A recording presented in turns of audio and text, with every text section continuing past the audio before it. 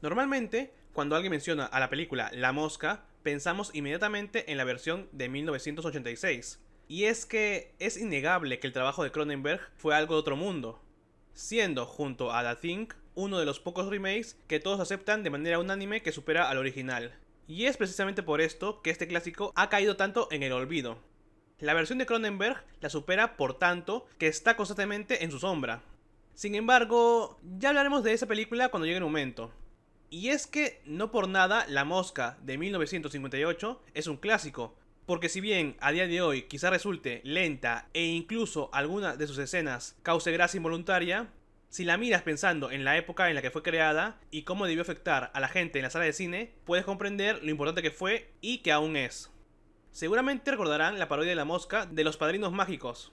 Ya saben, donde aparece Dash de Danny Phantom, lo que confirma que coexisten en un mismo universo, y me genera muchas preguntas, pero quien se encarga de resolver esas dudas es Brillo G. La cuestión es que este episodio ha parodiado la versión original de La Mosca, y creo que Los Simpson también, pero ahora mismo no recuerdo muy bien ese episodio. Como sea, esto demuestra el impacto que ha tenido la película, y por eso vamos a hablar de toda la franquicia comenzando por esta. Pero Pepino, ¿no sería mejor iniciar directamente con la película de Cronenberg? Esto no lo va a ver nadie. No, no sería mejor, porque tengo un puto problema en la cabeza, y si no hacemos las cosas en un orden específico, me va a dar un derrame. He tenido que leerme el libro primero para poder hacer este video. Sí, esta película es una adaptación de una historia que salió por primera vez en la revista Playboy, en la edición de junio de 1957. ¿Quién diría que al comprarte esa revista te cruzarías con una historia de tan alto nivel? Como sea, dejemos el relleno atrás y hablemos de The Fly, de 1958. La película inicia mostrándonos una rejilla rota por donde se cuela una mosca. Entonces vemos a Gastón, el guardia de seguridad de una fábrica, que sale a dar una ronda y escucha una de las máquinas activarse.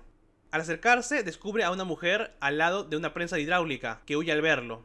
Está por perseguirla, pero ve que en la prensa hay un cadáver aplastado. Por otro lado, François Delambre recibe una llamada de su cuñada Helen, la mujer que escapó de la fábrica.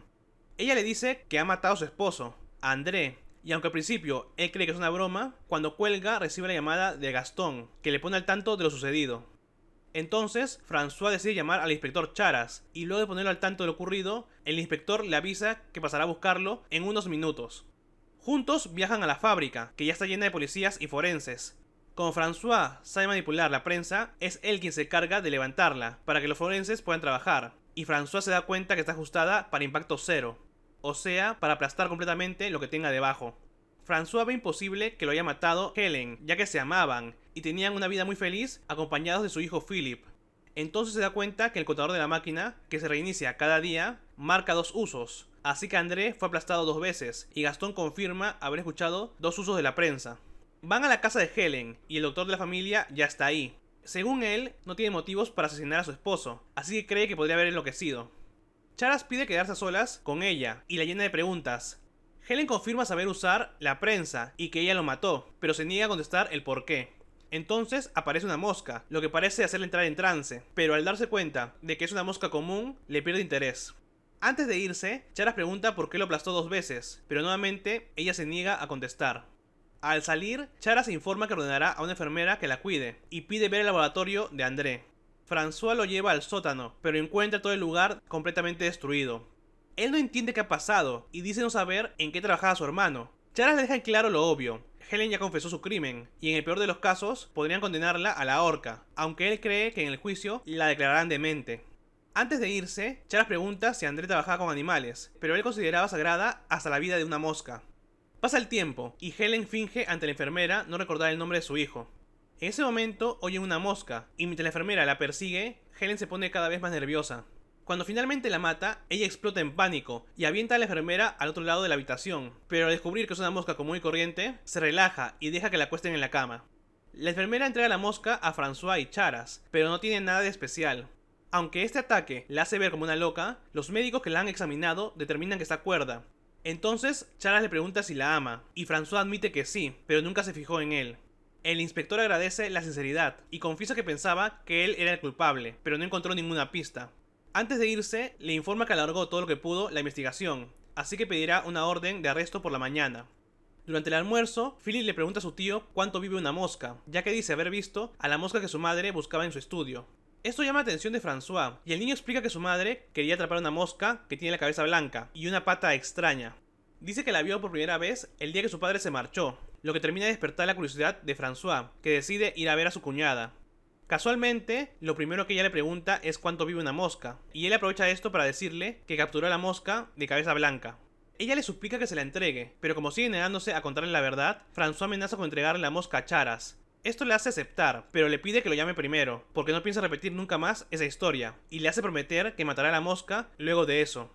Una vez el inspector está presente, Helen por fin les cuenta la verdad. Un día, André la llevó a su laboratorio para mostrarle su nuevo invento. Cabe aclarar que ha acondicionado el lugar para tener dos habitaciones separadas. Le enseña un cenicero que dice Made in Japan, que les regalaron por su boda, y lo pone dentro de un aparato. Luego de apretar muchos botones y poner un cronómetro, le pide que se ponga unas gafas negras. Entonces, una luz cegadora envuelve la máquina, y el cenicero desaparece. La lleva a la segunda habitación, donde tiene un aparato similar, y dentro está el dichoso cenicero. Sí, ha inventado la teletransportación. Ella cree que algo así es imposible, pero él explica que descompuso los átomos del cenicero y los hizo viajar a la velocidad de la luz hacia el otro aparato. André cree que ese invento será tan importante como la rueda. Cambiará todo. Los alimentos llegarán a todas las casas del planeta y viajar entre continentes demorará unos segundos. Sin embargo, ella le hace ver un fallo de la máquina. Y es que el cenicero se ha reconstruido como un reflejo, ya que la frase Made in Japan está al revés, y esto lo hace sumergirse nuevamente en su trabajo. Pasa el tiempo y finalmente logra recomponer un periódico por completo, sin ningún tipo de error. Entonces su gata, Dandelo, aparece y se le ocurre usarla como sujeto de pruebas. Lastimosamente, algo sale mal, y aunque Dandelo se desintegra, no llega a reaparecer en la otra máquina. En su lugar, oye un lejano maullido de dolor del pobre gato. Un tiempo después, logra perfeccionar la máquina y quiere celebrarlo con Helen. Luego de ir al ballet, la lleva al laboratorio y decide brindar con champán rematerializado. Bueno, se deja implícito que después de eso van a celebrar en la cama, pero estos son los 50s, no pidan ninguna referencia explícita al coito. Como sea, el champán viaja correctamente, pero André quiere subir aún más la apuesta y le enseña que tiene un cuy. A Helen le horroriza que experimente con un animal, pero André está tranquilo y el cuy logra materializarse con éxito. Aún así, deben tenerlo en observación, por si hay efectos secundarios. Luego de que ella se ofrece a cuidarlo, André le confiesa lo que pasó con Dandelo, y que, aunque no entiende qué pasó, parece haber resuelto el problema. Ella le hace prometer nunca más experimentar con animales, y lo mucho que le asusta lo rápido que avanza la tecnología, pero bueno, igualmente brindan. El cuy logra sobrevivir el tiempo de prueba, y Helen descubre a André durmiendo bajo el sol. Él está feliz de que todo vaya bien, y quiere mostrarle esa noche el experimento a su hermano, pero aún no está listo para que el mundo lo sepa. Sin embargo, durante esa conversación, una mosca pasa volando, anticipándonos lo que está a punto de pasar. Cuando llega François, ella lo lleva al laboratorio, pero la puerta está cerrada, y tiene pegado un mensaje donde pide que no se lo moleste. En ese momento, desde el primer piso, Philip la llama, y cuando ella va a verlo, le dice que atrapó una mosca de cabeza blanca, pero ella le ordena soltarla, y el niño obedece. Ah, sí, François no se enteró de esto porque se demoró 3 días hábiles en subir las escaleras. Más tarde, Emma, la ama de llaves, le informa que su marido no ha cenado. Helen va a verlo, pero la puerta sigue cerrada y no le contesta. Por debajo de la puerta le pasa una nota, donde le confiesa que tiene un problema, que solamente ella lo puede ayudar y que es de vida o muerte. Le explica que no puede hablar, y si acepta hacer caso a todo lo que le ordene, debe golpear la puerta 3 veces, y luego llevarle leche con ron. Aunque Helen no entiende lo que pasa, le hace caso, y cuando vuelve a bajar, encuentra otra nota debajo de la puerta. Le pide que al entrar deje la leche en el escritorio y luego vaya a la otra habitación a buscar una mosca con cabeza blanca sin hacerle daño. Ella acepta, golpeando 3 veces, y André, con un trapo en la cabeza y una mano metida en el bolsillo, la deja pasar. Helen sigue sus instrucciones, pero la mosca no está ahí, y le pide que, si no puede hablar, que golpee una vez para contestar sí y 2 para no. Primero trata de convencerlo de salir de ahí, pero al ver que es imposible, le cuenta que Philip atrapó a la mosca, pero la dejó libre. Esto lo enoja, y del sobresalto saca la mano que tenía escondida, revelando que ahora es la pata de una mosca. Helen grita horrorizada, y André con gestos le ordena irse. Mientras ella llora en las escaleras, él le escribe una nota en la que le pide que descanse, y que mañana le explicará lo que pasó. Al día siguiente, Helen vuelve al laboratorio, y André le entrega una nota. Le confiesa que logró transportarse con éxito, pero en un segundo intento no se dio cuenta que una mosca se había metido en la máquina. Sus átomos se mezclaron y la única forma de volver a la normalidad es encontrar esa mosca y pasar por el mismo proceso. Sin embargo, si no la encuentra, tendrá que morir. Ella le promete buscar a la mosca, y aunque cree que debería llamar a sus colegas científicos, André se niega rotundamente, así que solo le queda atrapar a la dichosa mosca. Lastimosamente, aunque es ayudada por Philip y Emma, no logran encontrar a la mosca en todo el día. Sin embargo, cuando se sienta a descansar con su hijo, oye una mosca volando, y sí, es la mosca de cabeza blanca. Cierran toda la habitación y le tienden una trampa con azúcar. Philip logra atraparla con su red de mariposas, pero al tratar de agarrarla, se escapa. El niño se da cuenta que está entre la cortina y la ventana, pero para su mala suerte, esa ventana tiene un hueco, así que Helen sale para tratar de atraparla. Sin embargo, llega tarde y la mosca vuela fuera de la casa. Sin nada más que hacer, rompe a llorar y su hijo la consuela. Por la noche, pone al tanto de lo sucedido a André. Él le tenía una nota preparada en caso de que fallara, en la que explica que debe destruir toda evidencia, y a él mismo. Eso la molesta, pero él explica que desde la mañana no puede pensar claro, y podemos ver que su mano de mosca está comenzando a actuar por su cuenta. Como no logra convencerlo de llamar a más científicos, le pide que vuelva a entrar en la máquina, ya que tal vez así vuelve a la normalidad. Él acepta, y cuando pasa por la máquina, ella cree que funcionó. Sin embargo, al quitarle el trapo de la cabeza, descubre en qué se ha convertido su marido. El susto es tan fuerte que le hace desmayarse, y André la carga hasta el sillón. La observa con cariño por última vez, pero su parte mosca trata de atacarla. Logra contenerse y decide destruir todas sus máquinas. El ruido despierta a Helen, que logra ver cómo André quema todos sus apuntes, y, luego de volver a ponerse el trapo en la cabeza, le pide que mate a la mosca. Cada vez pierde más el control de sí mismo, así que como último mensaje le escribe que la ama, y con gestos le pide que lo acompañe. Van a la fábrica y luego de calibrar la prensa, le indica qué presionar antes de colocarse debajo de la máquina. Comienza a luchar contra su parte mosca, por lo que Helen, con tristeza, activa la prensa. Aún así, trata de quitarlo, pero al final, André es aplastado hasta la muerte. Ella levanta la prensa y está por irse, pero descubre que faltó aplastarle la mano, por lo que luego de colocarla, vuelve a activar la prensa. F por André.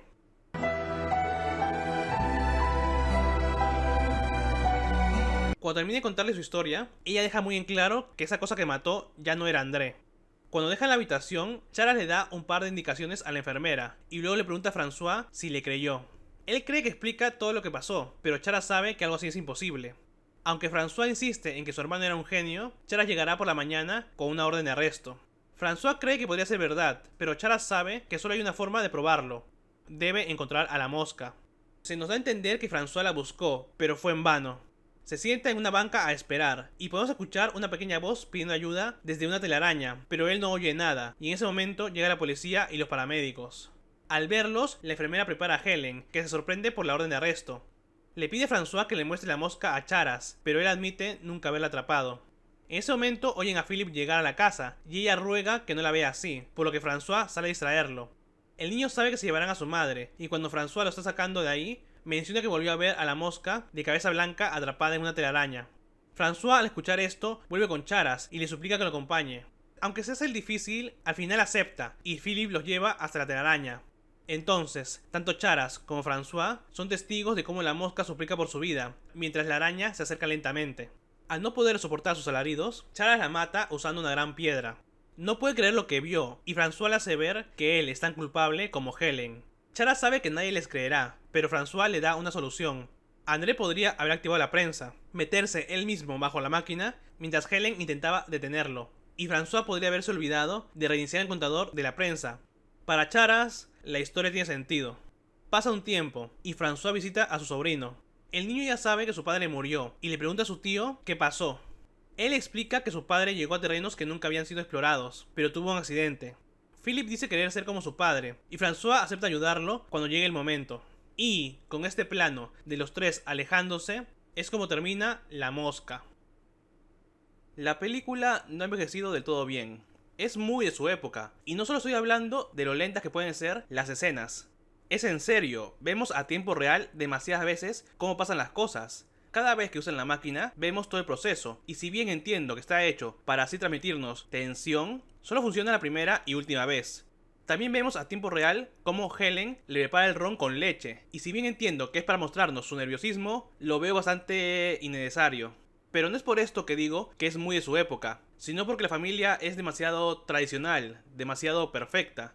Sí, André desaparece por días mientras trabaja en sus experimentos, pero no tiene ninguna discusión con Helen antes del accidente.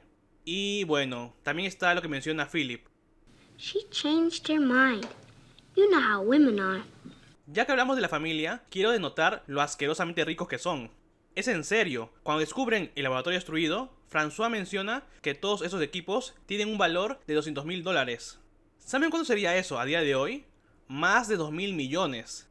Eso es muchísimo dinero, y para que valga la pena gastar tal cantidad, indica que André es un completo genio, y que pueden permitirse gastar esa cantidad sin problemas.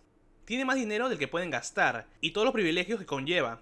François no llama a la policía, sino que directamente llama al inspector, para poder tener todo controlado.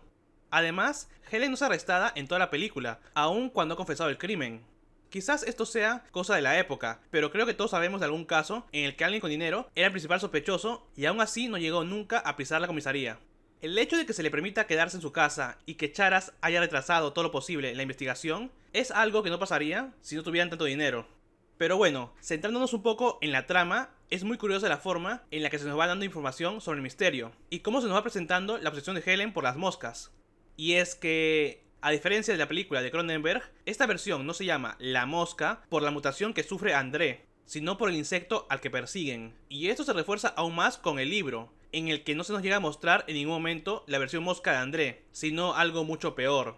En el libro, Robert, que así se llama la contraparte de André, también acepta someterse nuevamente a la teletransportación a pedido de su mujer, pero no sale exactamente igual.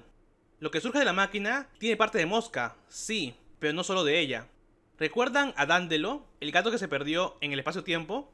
Usar la máquina también une parte del pobre gato a André, creando una abominación con la cabeza llena de pelo y las orejas en punta como un gato, pero los ojos y la trompa de una mosca.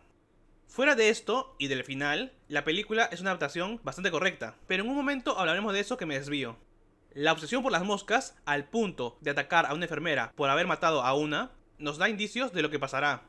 Me gusta como tanto François y Charas discuten directamente sobre la mosca y lo que puede significar.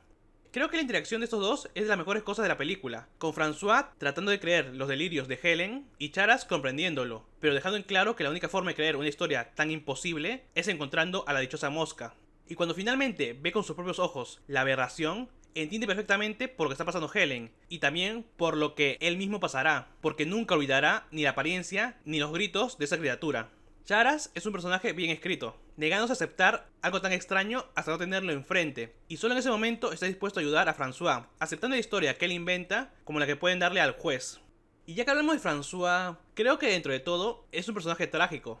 Al enterarse de la muerte de su hermano, apenas y reacciona, cuando se supone que estos dos eran muy unidos. Y eso es extraño, porque si bien a lo largo de la película se nos dice que los hermanos trabajaban juntos y comparten el liderazgo de la compañía, creo que nunca los vemos juntos en una escena.